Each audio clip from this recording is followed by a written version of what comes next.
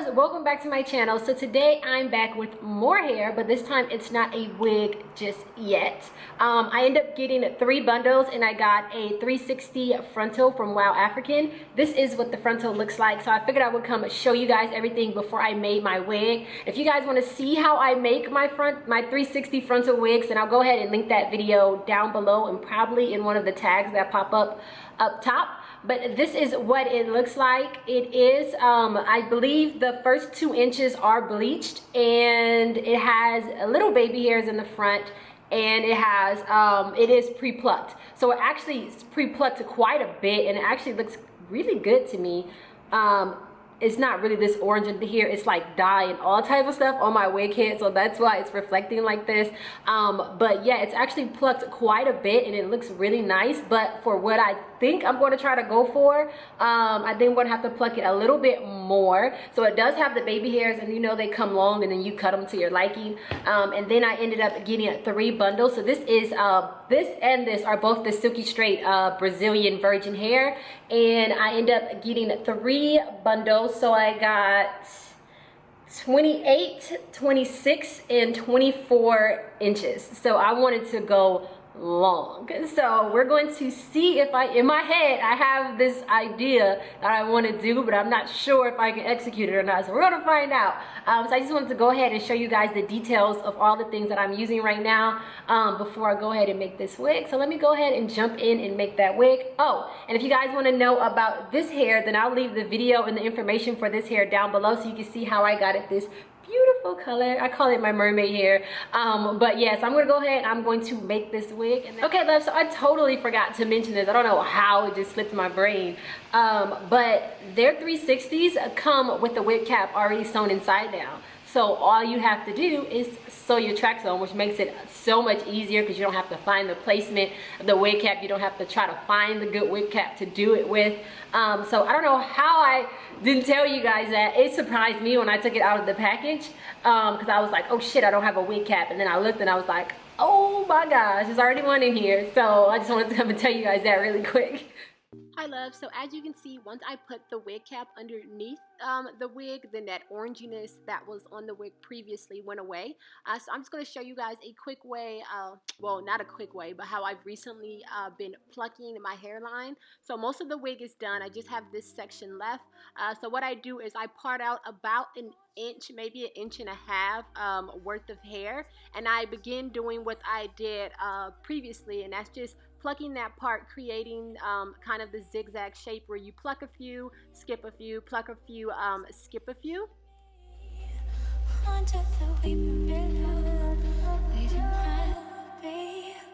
So here tell me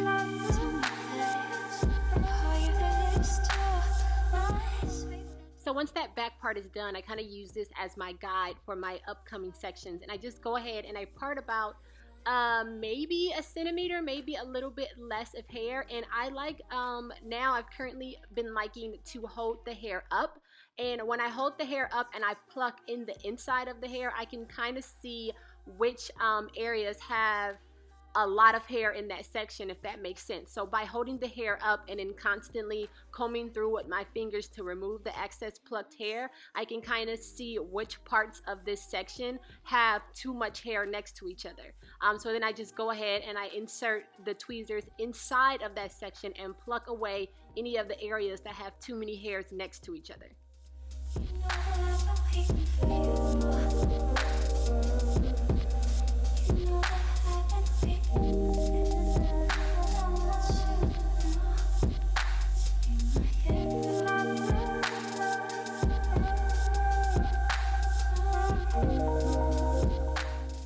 So once I feel like I've plucked enough hairs in the inside of that section, I go ahead and brush that section back, and then I just kind of pluck any of the hairs that I feel like may still be too close to each other and may be affecting the zigzag part that I originally started. Please come capture me under the weeping willow. Wait and have a be. Won't you be my hero? Please come capture me under the weeping willow. Wait and have a be.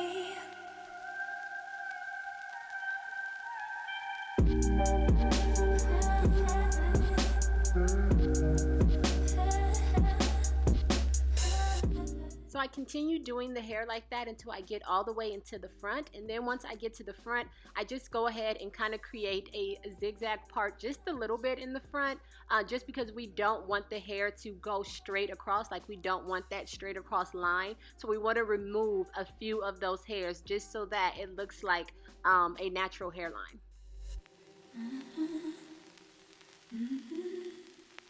So with my natural hair, and with most people hair, I would say this sides right above the temple are a little bit thinner than the rest of the hair. So when I pull all of this hair back, I seen that this part of the hair was still a little bit too thick. So I'm just going to go ahead and I'm going to do the same thing and hold the hair up a little bit and pluck in the inside just to thin it out a bit, because I know that my natural hairline is a little thinner above my temples.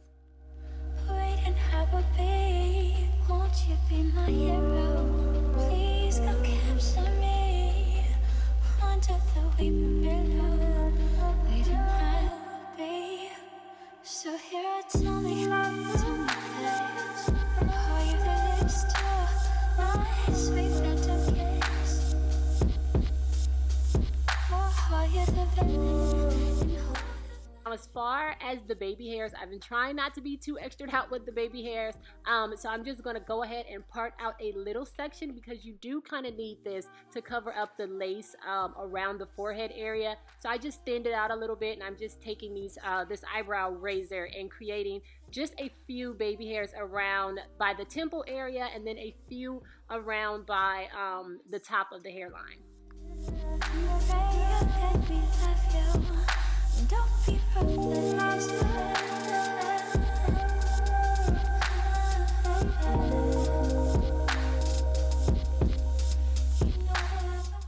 So I like to use the setting foam to kind of dry the hair in place and kind of dry the baby hairs in place, just so that they fall in the right direction, because sometimes, you know, with wigs, the way they put the hair in, sometimes it kind of wants to stay like that. But of course, we want the baby hairs to fall forward and not back. Like, you see how when I cut it, they instantly wanted to go back.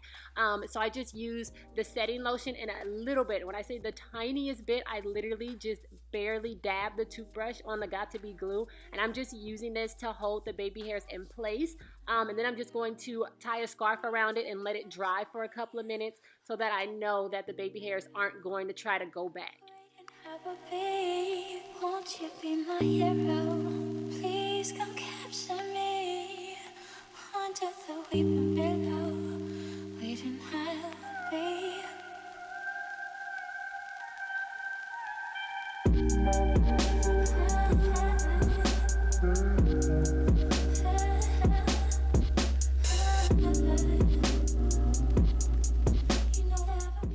So when wearing a wig cap, a lot of times you can kind of see the separation from the wig cap and your forehead, like underneath the lace a little bit. You can definitely see it sometimes. So what I've been doing is I've been taking a powdered foundation and wetting the brush that I'm using just a little bit to make the foundation a little bit thicker, and I've been going over the front of the hairline with the foundation, and then whatever is left over that may get on the hair, that just brushes right out. Then I'm going to go ahead and I'm going to flip it inside out, and I'm going to do what I normally would do and use the Got2b glue and a little bit of foundation to cover any of the knots that may have not been bleached, because again, this wig was partially, the knots are partially bleached, I think the first 2 inches it said.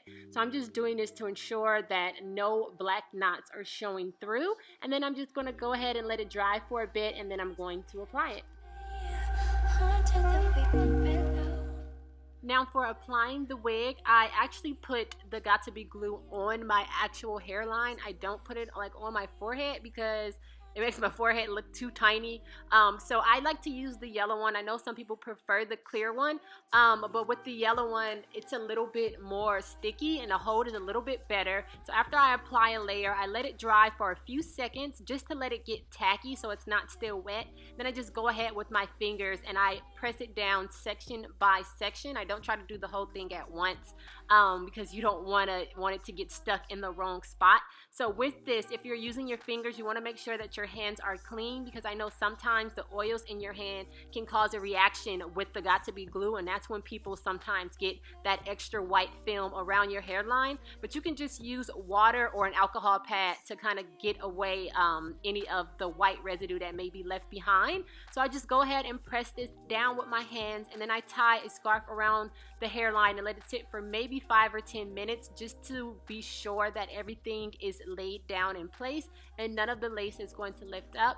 And then yeah, we're going to go ahead and go into the baby hairs. So once I take the scarf off, I just like to use a toothbrush, and what I do with the toothbrush is I wet it. For the most part, I don't use gel unless the baby hairs won't lay down, but I've been trying not to do crazy baby hairs again.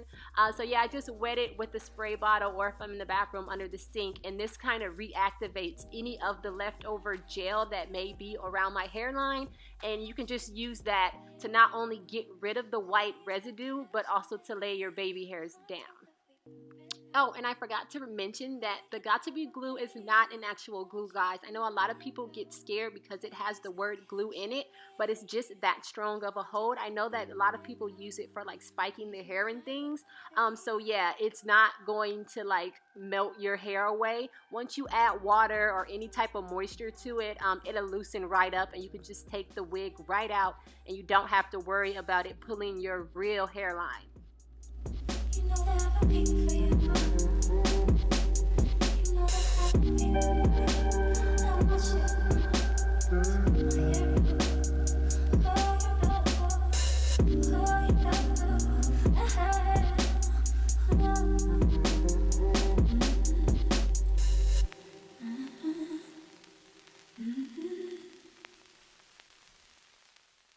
Okay, loves, and here are my final results. I hope you guys enjoyed this video. I love you guys, and I will see you in my next one.